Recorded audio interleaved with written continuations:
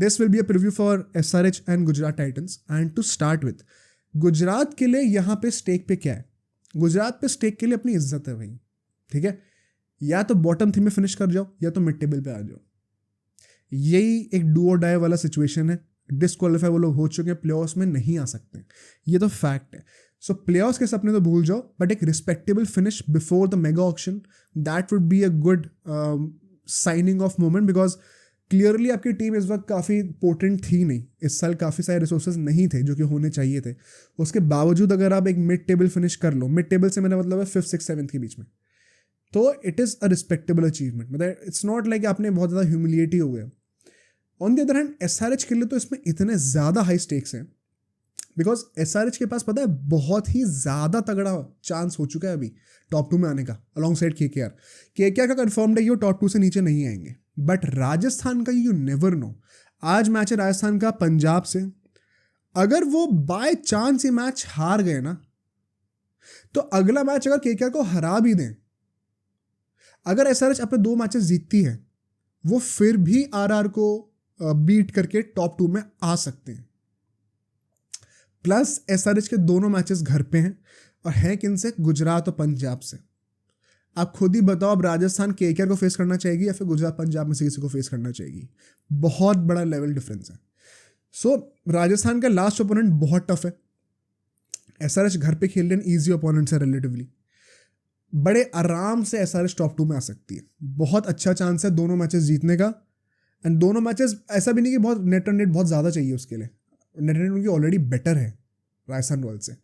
राजस्थान इसीलिए इतना प्रेशर रहेगा उनको आज का मैच जीतना पंजाब के against, because I am pretty sure KKR को तो 1 साइड हराने नहीं वाले. वो सीजन के पहले एक बात थी, अब नहीं होने वाला वो. SRH कोई बड़ी बात नहीं है कि टॉप 2 में KKR के साथ फिनिश करें, मज़ा आ जाएगा अगर ऐसा होता है तो. On that note, let's come to the analysis of this preview. यहाँ पे हम लोग पहले सेगमेंट पे आएंगे. पिच की बात करें तो आई am expecting a safe pitch. Safe pitch से मेरा क्या मतलब है? ना तो एक 250 वाली पिच होगी और ना तो एक 120 वाली पिच होगी. ठीक है, somewhere around 190 to 200. That is what I am expecting. That is also in trend, falls in line with the trend of late in the IPL. Secondly, SRH ऐसी पिच पे आराम से इतना क्या कहते हैं स्ट्रेंथ रखती है कि गुजरात की पिटाई कर दे. देखो, जब बॉलिंग फ्रेंडली विकेट हो जाएगी ना, स्पेशली जब थोड़ा सा फंसना शुरू हुई बॉल, क्योंकि राजीव गांधी इंटरनेशनल स्टेडियम पे आप बहुत ज़्यादा एक वो तो घास वास बिछा के एक सीमिंग कंडीशन वाली पिच नहीं बनाओगे. स्पेशली आजकल गर्मी कितनी हो रही है, तो वो फंसने वाली पिच होगी, तो वो स्पिनर्स के लिए ही होगी. वहाँ पे क्या आप GT के स्पिनर्स को प्ले में लाना चाहते हो? आई डाउट, क्योंकि SRH के पास खुद के कोई बहुत अच्छे स्पिनर्स हैं नहीं. क्या आप 250 वाली विकेट बनाना चाहते हो जहाँ पे बाय चांस है गुजरात क्लिक कर गई पहले बैटिंग करते वक्त, जैसे चेन्नई के अगेंस्ट करी थी, तो फिर दोबारा रिस्की हो जाएगा आप जब चेस कर रहे होगे. तो आई थिंक एक सेफर ऑप्शन होना जरूरी है. एटलीस्ट लॉजिकली तो SRH को एक सेफ ऑप्शन ही रखना चाहिए, which is somewhere between 190 to 200. कि अगर चेस करने पे आ भी गए तो चेस भी कर ही देंगे. And that is what I am expecting. And so toss जीत के आई थिंक चेस ही करना चाहिए. जो डाउट्स थे SRH के रिगार्डिंग कि वो चेस नहीं कर पाते वगैरह वगैरह, उन्होंने LSG के अगेंस्ट सब खत्म कर ही दिया. कोई क्वेश्चन रही नहीं है, तो आई थिंक वहाँ पे तो कोई डाउट है नहीं. And so win the toss, chase first, moving to the second segment which is the head to head record. Surprisingly यहाँ पे 4 मैचेस खेली हैं दोनों टीम्स अभी तक. 3 बार गुजरात टाइटंस जीती है भाई, 3 बार, इंक्लूडिंग 1 अर्लियर दिस ईयर. तो ऐसा भी नहीं है कि ये पास ग्लोरी पे जी रही है. गुजरात और SRH के बीच का जो लेटेस्ट मैच है जो कि इसी साल हुआ था, वहाँ पर भी गुजरात जीती थी और चेस करते हुए जीती थी 7 विकेटों से. बहुत ईजी विन थी. सो मतलब रीसेंट हिस्ट्री के बेसिस पे तो गुजरात का बहुत बड़ा अपर हैंड है SRH के ऊपर. द कैच हियर इज, यहाँ पे इन दोनों टीम्स ने कभी भी राजीव गांधी इंटरनेशनल स्टेडियम पे नहीं खेला है. तो SRH के पास एक बहुत अच्छा चांस है अपना रिकॉर्ड सेट करने का और यहाँ पे ऐसी तोड़ाई करने का जो कि LSG के साथ करी गई थी. प्लस एक बहुत ही इंटरेस्टिंग स्टार्ट यहाँ पे निकल के आया है. इन दोनों टीम्स ने जब भी आपस में खेला है आज तक कभी भी 200 रन नहीं बने किसी भी टीम के. कोई बड़ी बात नहीं, इस मैच में रिकॉर्ड टूट जाएगा, कोई बड़ी बात नहीं है. I would be more surprise अगर ना टूटे, स्पेशली अगर SRH पहले बैटिंग कर रही है तो I would love to watch out for this record personally. But moving to the third segment which is the playing 11. दोनों टीम्स की क्या प्लेइंग 11 होनी चाहिए. स्टार्टिंग विद गुजरात टाइटंस, यहाँ पे हम लोग शुभमन गिल, साई सुदर्शन, इन दोनों से ओपनिंग कराएंगे ऑफकोर्स. नंबर 3, नंबर 4, नंबर 5 हमारे होंगे Shahrukh Khan, David Miller and Matthew Wade. ये 3 प्लेयर्स हमारे होंगे। अब इसमें से आप शफल कर सकते हो डिपेंडिंग ऑन द सिचुएशन, किसको ऊपर बैटिंग करानी है किसको नहीं करानी है, वो फ्लेक्सिबल रहेगा। उसके बाद लो मिडिल ऑर्डर में तेवतिया, राशिद खान, ये 2 हमारे प्लेयर्स होंगे till number 7, which means once again Rashid Khan number 7 पे आ रहे हैं तो बहुत ज़्यादा बैटिंग डेप्थ है ही नहीं। नंबर 8 से फिर नूर अहमद, फिर उमेश यादव, फिर मोहित शर्मा और फिर संदीप वॉरियर। ये 4 हमारे प्रॉपर बॉलर्स हो जाएंगे। एंड इम्पैक्ट प्लेयर पे आई थिंक कार्तिक त्यागी को ही लेके आएंगे दोबारा। सिर्फ एक ही मैच खेलने के बाद हटा देंगे तो वो बहुत अनलाइकली लगता है मुझे तो। And once again weird decision अगर ऐसा लिया जाता है। सो इन माई ओपिनियन आई थिंक यहाँ पे हम लोगों को सिर्फ नंबर 7 तक की बैटिंग देखने को मिलेगी। उसमें भी आप राशिद खान को ऐसा बैट्समैन मान के चल रहे हो तब इतनी बैटिंग मिल रही है। बट बॉलिंग ऑप्शंस में 6-7 ऑप्शन आपको मिल जाएंगे, तो वहाँ पे you are well covered. Plus आपके पास 2 वर्ल्ड क्लास स्पिनर्स हैं in Rashid and Noor, pacers 4 हैं। तो अगर पिच ऐसी निकलती है जैसे कि वो मान लो मुंबई वाले मैच में निकली थी जब 250 रन बने थे, कि भाई स्पिनर्स का रोल ही नहीं है, तो आपके पास 4 पेसर्स हैं 16 ओवर डालने के लिए। बेसिकली इस टीम में बॉलिंग की वैरायटी बहुत ज़्यादा है बट बैटिंग बहुत लैक करते हैं। स्ट्रेटेजिकली मैं ज़्यादा कुछ कहूँगा नहीं बिकॉज इस टीम के पास ज़्यादा कुछ है नहीं फाइट करने के लिए। तो जैसे माने भाई खुल के खेलो, बस इतना ही कहूँगा मैं। अगर मैं SRH की बात करूँ on the other hand, SRH तो यार देखो यहाँ पे ट्रैविस हेड अभिषेक शर्मा के साथ ही ओपनिंग करेगी। मैं चाहता हूँ नंबर 3 पे ग्लेन फिलिप्स को ट्राई करा जाए। क्या ये सही है गलत अभी डिस्कस करते हैं आगे। फिर क्लासन आएंगे, फिर नीतीश रेड्डी, फिर अब्दुल समद, उसके बाद शहबाज आ जाएंगे, फिर कमिंस आएंगे। तो ये हमारी बैटिंग डेप्थ भी नंबर 8 तक की हो ही जाएगी। फिर भुवनेश्वर कुमार, उनादकट एंड नटराजन, ये 3 हमारे पेसर्स हो जाएंगे to sum up the playing 11। And impact player पे या तो आप मयंक मरकांडे को ला सकते हो या तो आप विजयकांत को ला सकते हो जिन्होंने लास्ट टाइम खेला था। क्योंकि देखो Mayank Markande is not a problem essentially. And यहीं पे मैं स्ट्रेटेजिक पॉइंट से बात करना चाहता हूँ। Are you really sure that you want to try Vijayakanth once again? Because पिछले मैच उसने बॉलिंग अच्छी करी थी, विकेटलेस था बट बॉलिंग अच्छी करी थी, तो एज सच कोई सेंस बनता भी नहीं है हटाने का, ठीक है। ऑन दी अदर हैंड अगर उसको अभी इनकॉर्पोरेट कर रहे हो सीजन के आखिरी के 2-3 मैचेस में, तो मयंक मरकांडे जो कि स्कीम ऑफ थिंग्स में स्टार्टिंग से था, बेसिकली आप प्लेऑफ्स के पास आते आते एकदम से स्ट्रैटेजी चेंज कर दे रहे हो with a player, with a very important spinner, because वही एक प्रॉपर स्पिनर होने वाला है टीम का। बाकी शहबाज और अगर कोई मार्करम बॉलिंग करता है, कोई भी करता है, तो वो पार्ट टाइम स्पिनर्स होते हैं। तो एक ही प्रॉपर स्पिनर है, उसका पूरा स्ट्रैटेजी चेंज कर दे रहे हो। तो क्या ये सही है just before the playoffs with a guy like Vijayakanth जिसका कोई एक्सपीरियंस भी नहीं है?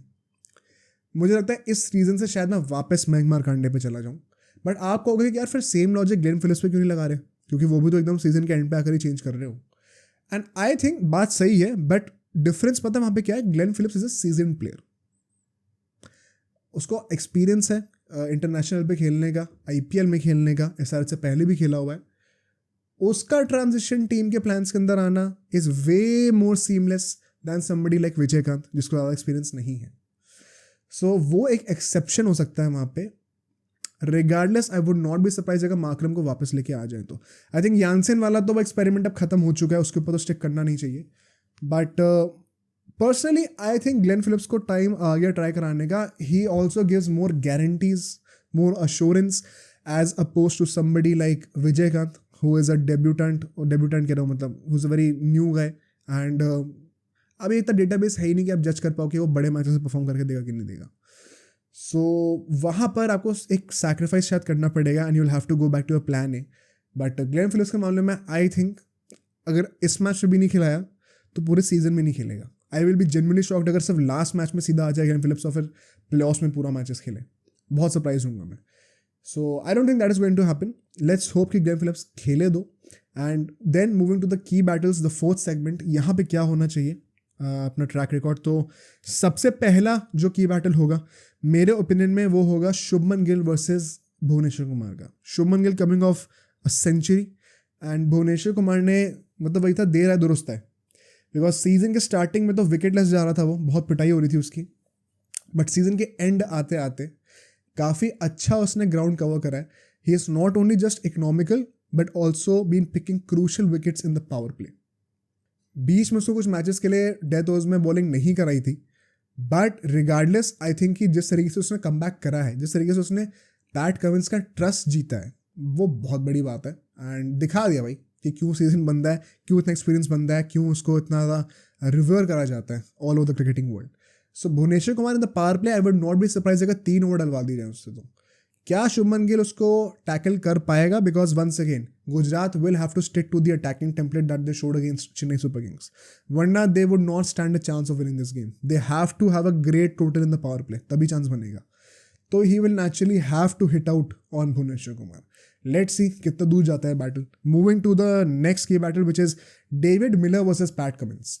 Naturally, David Miller being the guy who would be mostly batting after the 10th over.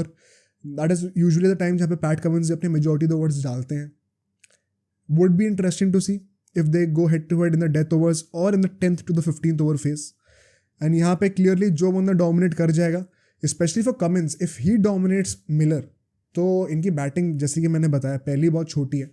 And एक मेन स्टे जो बैटिंग ऑर्डर का है मिडिल ओवर्स में, वो आउट हो जाएगा तो काफ़ी ज़्यादा टारगेट रिड्यूस करा जा सकता है एसआरएच के पॉइंट ऑफ व्यू से. And it is always good because आपकी नेट रन रेट अगर बेटर हो रही तो क्या ही नुकसान है, क्या ही बुरा है, क्या पता आगे की जरूरत पड़ जाए. So that could be a very crucial battle is well. उसके बाद हम लोग बात करेंगे अभिषेक शर्मा वर्सेस उमेश यादव की. I am just interested to see because Umesh Yadav ने रिसेंटली कुछ मैचेस में अच्छा करा है एंड यूजुअली ट्रैविस हेड सही लाइमलाइट ले जाता है. बट द फैक्ट इज कि अभिषेक शर्मा जितनी भी रन बनाता है 40-50 कभी 30 बनाता है, वो सारे they are at a strike rate which is equally good just like Travis Head. And he is a very underrated player right now for SRH because जो फॉरेन प्लेयर्स हैं वो सही लाइमलाइट लेके चले जा रहे हैं अभी. आई वुड लव टू सी कितना पिटाई होती है उमेश यादव की, या फिर वो जल्दी आउट करता है अभिषेक शर्मा को. और अगर करता है तो क्या SRH अपने ओरिजिनल प्लान पर स्टिक करती है या फिर से फंस के खेलना शुरू कर देगी. That would be very interesting to see. And lastly Klassen versus Mohit Sharma, particularly in the death overs if this is possible, because Mohit Sharma ने भी once again recently last game एक अच्छा खेला है, बट उससे पहले बहुत ज़्यादा पिटाई हुई है, बहुत ज़्यादा पिटाई, रिकॉर्ड ब्रेकिंग पिटाई हुई है. क्लासन के लिए ये परफेक्ट मैच है to come back into form just before the playoffs. बहुत अच्छा चांस है. डेफिनेटली 10th ओवर के बाद से तो मोहित शर्मा बॉलिंग करेगा ही करेगा, if not before. And Klaasen उसी टाइम पे यूजुअली बैटिंग करने के लिए आता है. पक्का हेड टू हेड जाने चाहिए ये दोनों. एंड कौन निकल के आएगा इस बैटल में, बहुत मजा आएगा उसको देखने के लिए. But moving to the last segment which is the predictions. मैं ज़्यादा टाइम लूँगा नहीं भाई. Clearly it has to be SRH यार. मतलब कोई मैं पर्सनली ज़्यादा चांस दे नहीं रहा GT को. अगर GT हराती है SRH को तो प्लेऑफ्स की रेस जो है और इंटरेस्टिंग हो जाएगी, तो उस मामले में देखने में मज़ा आएगा. बट अगर मैं लॉजिकली बात करूँ तो यार SRH को किस मुंह से मैं कह दूं कि अभी नहीं है फेवरेट्स इस मैच के लिए. I think they are the firm favourites. घर पे खेलने का एडवांटेज भी है, जो थोड़ी बहुत वेरिएबल फैक्टर्स होते हैं वो भी SRH के फेवर में ही चल रहे हैं अभी. GT the only way I think they probably beat SRH is if they bat first. I think that is the only way.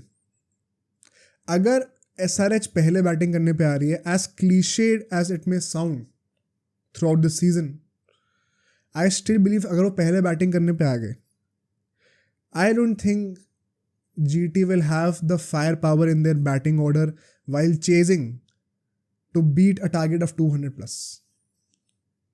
Although पिछली बार चेस करके ही हराया SRH को, आई स्टिल बिलीव SRH अगर पहले बैटिंग करेगी तो गेम खत्म है GT के लिए. लेट्स सी क्या होता है. बहुत ही ज़्यादा इंटरेस्टिंग ये मैच होने वाला है, specially for the top 2 if not the top 4. अब सोचो अगर ये क्लिप इतनी बढ़िया थी तो पूरा का पूरा पॉडकास्ट कितना बढ़िया होगा. तो अगर आपको इसी क्लिप का पूरा पॉडकास्ट देखना है तो यहाँ पे क्लिक करिए, और अगर आपको ऐसे ही और क्लिप्स बिंज वॉच करनी है तो यहाँ पे क्लिक करिए.